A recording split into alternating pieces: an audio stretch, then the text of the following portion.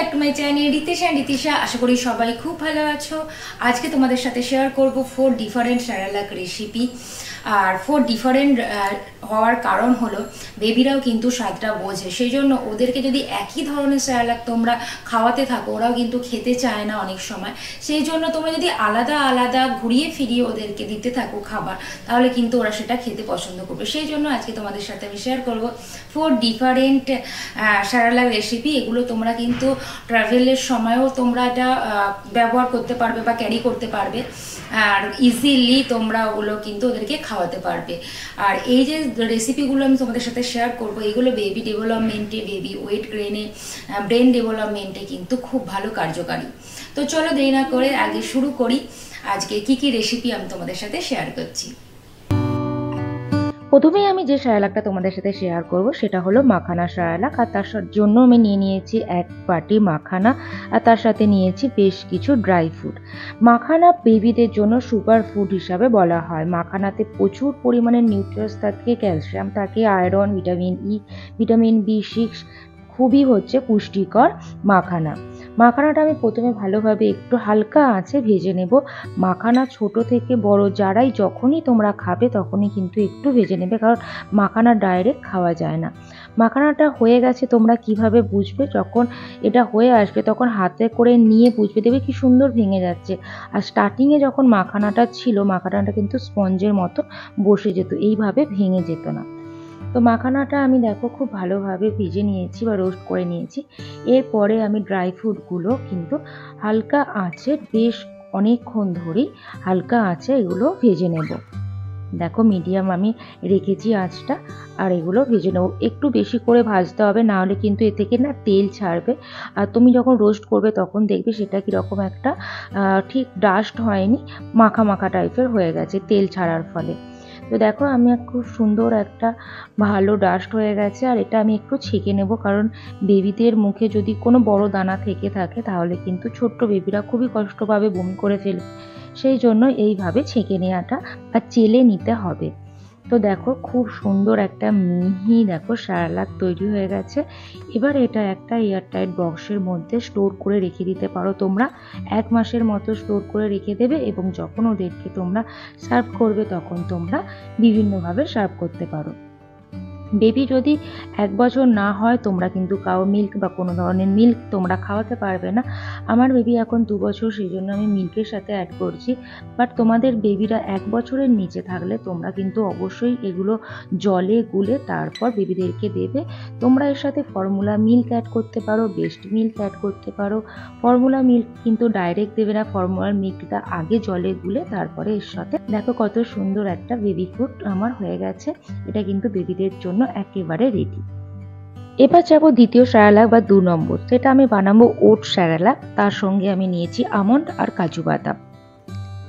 প্রথমে আমি ওটসটাকে ভালোভাবে এখানে ভেজে নেব বা একটু রোস্ট করে নেব হালকাভাবে, যাতে এটা খুব ভালোভাবে কিন্তু ডাস্ট হয়ে যায়। ওটসে থাকে প্রচুর পরিমাণে ফাইবার, বিভিন্ন মিনারেলস থাকে। আর ওটস বেবি ডেভেলপমেন্টে কিন্তু খুবই সাহায্য করে। ওটসে কিন্তু কোনো সাইড এফেক্ট হয় না। তো ওটসটা হয়ে যাওয়ার পর তারপরে আমি ড্রাই ফ্রুটগুলো আবারও খুব ভালোভাবে ভেজে নেব। তোমরা এই স্যারালাকের সঙ্গে যদি বেবি বড় হয়ে যায়, মানে 2 বছরের হয়ে গেছে, তারপর থেকে তোমরা এর সাথে খেজুর অ্যাড করতে পারবে। খেজুরটা একটু ভিজিয়ে রাখবে, তারপরে সেটা গ্রেট করে এর সাথে অ্যাড করতে পারবে। কলা অ্যাড করতে পারবে। আর দেখো আমার ড্রাই ফ্রুটগুলো কিন্তু ভাজা হয়ে গেছে। এবার ওর সাথে আমি একটু এটা ওটসের সাথে মিশিয়ে নেব, এবং একসাথে আমি এটা ডাস্ট করে নেব। এটাও কিন্তু আমি ভালোভাবে চেলে নেব, যাতে কোনো রকম বড় বড় দানা না থাকে, আর বেবিদেরও কিন্তু কোনোভাবে যেন না প্রবলেম হয়। তো তোমরাও যখন এটা বানাবে তখন তোমরাও এইভাবে বানিও, তাহলে কিন্তু বেবিদের কোনো রকম প্রবলেম হবে না।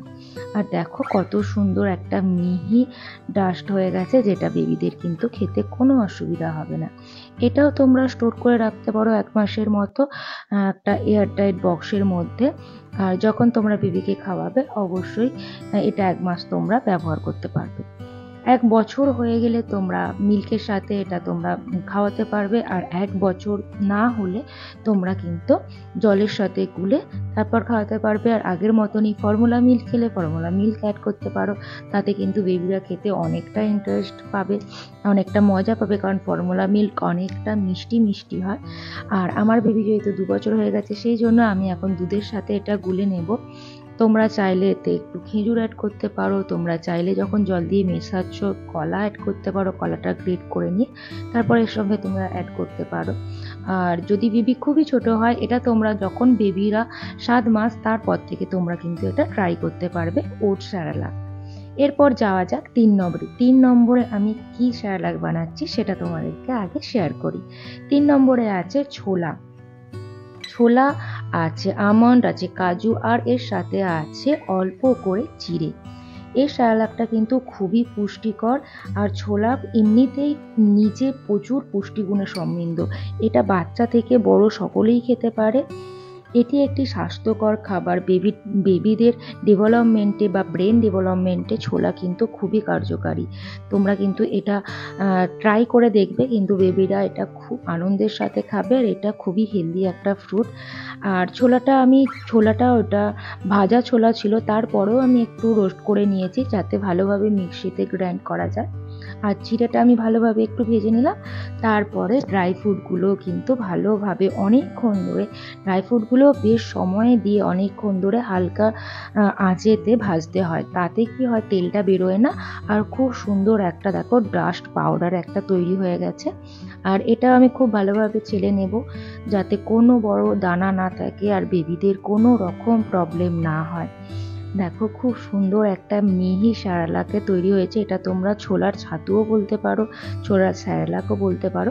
এটা কিন্তু বেবিদেরকে তোমরা খাওয়াতে পারো, খুবই উপকৃত হবে। আর বেবিরাও দেখবে খুব ভালোভাবে এটা খেয়েছে। এটাও তোমরা 1 মাস মতো স্টোর করে রাখতে পারো। ছোলার স্যারালাকটা তোমাদের বেবি 7 মাস হলে তারপর তোমরা স্টার্ট করো।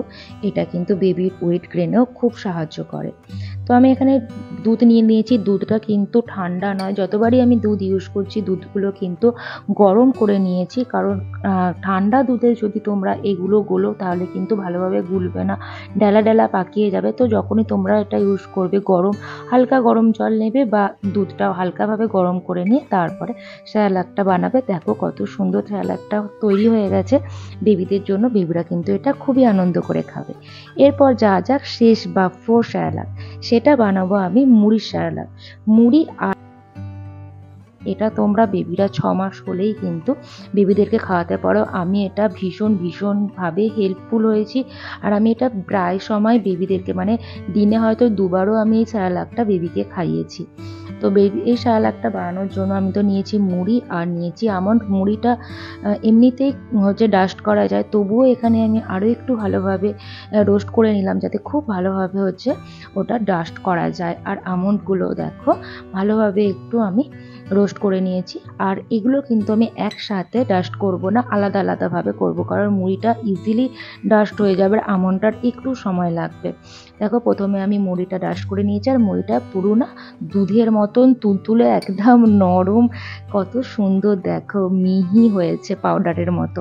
এরপর আমি কাজুটা ডাস্ট করে নেবো। আর দেখো কাজুটাও খুব সুন্দরভাবে ডাস্ট হয়ে গেছে, যেটা চালার বা কোনো প্রয়োজন হয়নি। আর দুটো তারপরে একসাথে মিশিয়ে নেব। মিশিয়ে নিয়ে আমি এটা স্টোর করে রাখবো এয়ারটাইট বক্সের মধ্যে। এটাও তোমরা অনেক দিন, 1 মাসের মতন তোমরা স্টোর করে রাখতে পারবে এবং বেবিকে তোমরা যখন ইচ্ছা এটা সার্ভ করতে পারবে। আমি যে 4 রকম তোমাদেরকে স্যারালাকগুলো দেখালাম, এগুলো কিন্তু তোমরা এই স্যারালাকগুলো ভালোভাবে তোমরা ক্যারি করতে পারবে যখন তোমরা কোনো ট্রাভেলিংয়ে যাবে। এটা জাস্ট ইনস্টা গরম জল বা জলের সাথে তোমরা অ্যাড করলে তারপরে তোমরা কিন্তু বেবিদেরকে খাওয়াতে পারবে। আমি বলছিলাম এতক্ষণ খেজুর বা কলা তোমরা অ্যাড করতে পারবে, সেই জন্য আমি মুড়িটা দেখো জলের সাথে মিশিয়ে নিয়েছি। তারপরে একটা কলা নিয়ে সেটা গ্রেট করে তারপরে আমি মুড়িটার সাথে এটা অ্যাড করছি। তো তোমরা আগে যে স্যারালাকগুলো দেখলে তার সঙ্গেও তোমরা কলা বা আদার্স ফল বা আদার্স যে ফুড আছে সেগুলো এইভাবে তোমরা অ্যাড করতে পারো। আর বেবিকে খাওয়ালে বেবিরাও কিন্তু আলাদা আলাদা ডিফারেন্ট স্বাদ পাবে আর খেতেও অনেকটা উৎসাহ হবে। তো এই ছিল আজকে 4টে ডিফারেন্ট স্যারালাক। এগুলো তোমরা ঘুরিয়ে ফিরিয়ে বিভিন্ন সময় ওদেরকে দিতে পারবে, ব্রেকফাস্টে দিতে পারবে, লাঞ্চে দিতে পারবে, ডিনারে দিতে পারবে, ঘুরিয়ে ফিরিয়ে কিন্তু তোমরা এগুলো ওদেরকে সার্ভ করতে পারবে। তবে অবশ্যই সেটা মাথায় রাখবে যে এদের বয়স অনুযায়ী তোমরা পরিমাণটা অবশ্যই মাথায় রাখবে। আর কোন বয়সে কী কী দিচ্ছ, মানে দুধটা কিন্তু 1 বছর হলেই তোমরা সেটা ব্যবহার করতে পারবে, না হলে তোমরা কিন্তু সেটা জলের সাথে মিশিয়ে তার সাথে ফর্মুলা মিল্ক বা বেস্ট মিল্ক তোমরা ব্যবহার করে বেবিদেরকে খাওয়াতে পারবে। বেবিরাও দেখবে ভীষণই আনন্দ করে এগুলো খাচ্ছে। আর আমার বেবিরা এগুলো খুবই পছন্দ করতো। আর যখন ট্রাভেলের সময় তো আমি ভীষণই হেল্পফুল হয়েছি এগুলো থেকে। আশা করছি আজকের ভিডিও থেকে তোমরাও অনেকটা হেল্পফুল হবে। আর যারা এখনও আমার চ্যানেলটা সাবস্ক্রাইব করোনি, প্লিজ আমার চ্যানেলটা সাবস্ক্রাইব করে দিও এরকম নতুন আরও ভিডিও পেতে। আর কেমন লাগলো সেটা অবশ্যই লাইক করে জানিও। নতুন মায়েদের যাদের দরকার এই ধরনের ভিডিও, অবশ্যই তাদেরকে কিন্তু এই ভিডিওটা শেয়ার করো। আর ভালো লাগলে অবশ্যই একটা লাইক করো। ভালো থেকো, সুস্থ থেকো, আর বেবিদেরকেও সুস্থ রেখো।